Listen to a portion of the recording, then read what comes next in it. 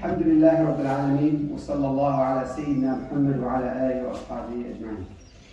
Dear brothers, even as we enjoy our Eid day, our hearts and our minds must also be with those who suffer all manner of hardship around the world.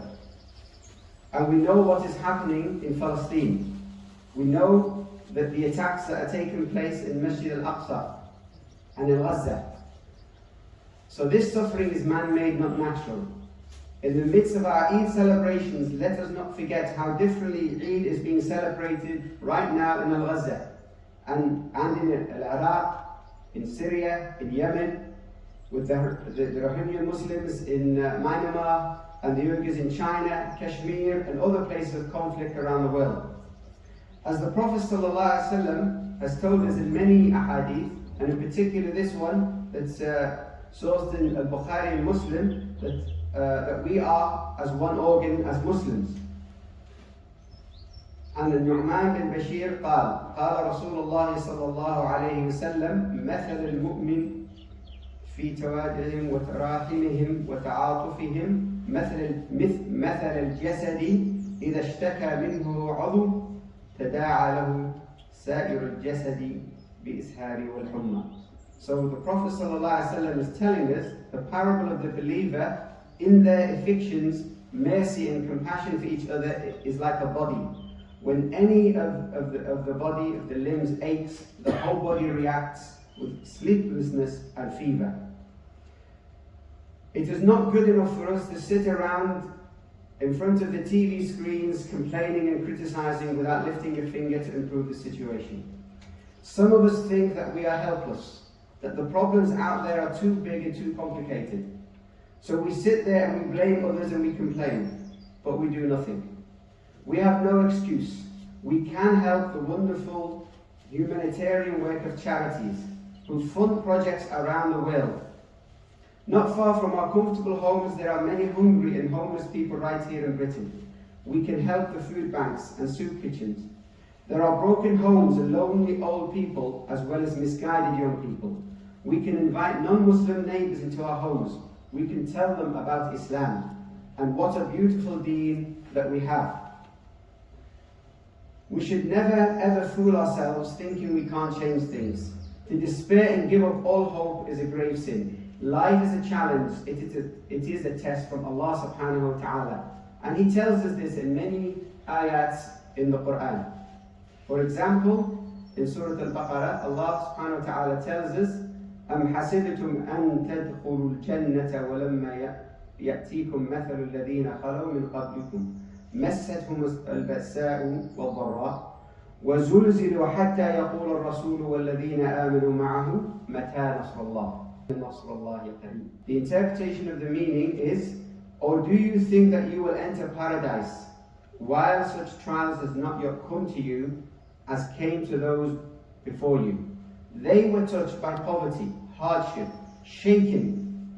Even their messenger and those who believed with him said, when is the help of Allah? Unquestionably, the help of Allah is near. A learned sheikh once told the story of a hummingbird that flew back and forth with a few drops in its beak, trying to put out a forest fire. The elephants, the buffaloes, the giraffes, and other animals looked on and asked, how can a small hummingbird like you hope to put out a forest fire? The wise little hummingbird replied, I do what I can. That is all. Allah won't hold me responsible for the results. He only holds me responsible for my efforts. In the face of all the world's problems, we may feel that we are like little hummingbirds trying to quell the fires with a few drops of water. But Allah subhanahu wa ta'ala puts His barakah into these efforts. Our tiny efforts can grow, just as little drops of water make a stream, a river, a flood, an ocean. And while we're talking of birds and elephants, do we not remember the story mentioned in the Holy Quran in Surah Al-Fil? When Allah tells us, and that was the year that the Prophet ﷺ was born, wasn't that the year of the elephant? And why was it named the year of the elephant? Didn't a flock of birds destroy an army of elephants? that was on its way to destroy the Kaaba in Mecca. Weren't those elephants also surprised to see these little birds flying above them? And we know it is true because Allah subhanahu wa ta'ala has told us, dropping pellets, didn't they first wonder of the sight? But Allah empowered those birds. Allah magnified their attack and gave them victory against overwhelming odds. Isn't that an important lesson for us today? Allah will hold each and every one of us account for what we can do within our capacity. Don't belittle the smallest good deed that you can do to relieve the suffering and provide for the basic needs of others. One of the great lessons of our beloved Prophet Muhammad sallallahu alaihi wasallam taught us is that we should work hard to fulfill the needs of others. Don't worry so much about yourself. Allah will take care of you and give you even more than you need when you take care of others. When the Prophet ﷺ arrived in Medina at the end of his journey during the Hijrah, the Prophet ﷺ's first speech summed up the Muslim life. He set out the full statement mission in these very simple words when the Prophet ﷺ said, as reported in Tirmidhi, أيها الناس افشوا السلام واطعموا الطعام وصلوا والناس نيام تدخلوا الجنة بالسلام. These beautiful words are, O people, spread peace, feed the hungry, and pray at night when people are sleeping, and you will enter paradise in peace. In another version, he also added, uphold the ties of kinship. Wasilul arham. The Prophet ﷺ also told us about speaking good, keeping quiet, being generous to neighbors, and generous to guests.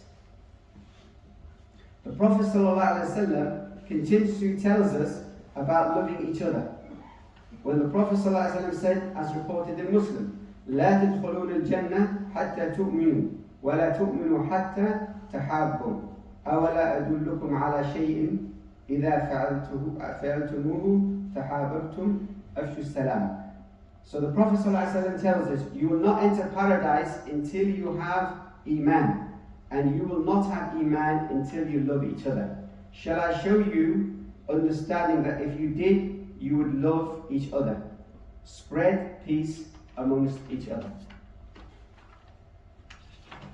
Allahu Akbar, Allahu Akbar, Allahu Akbar. La ilaha illallah, Allahu Akbar, wa lillahi alhamd.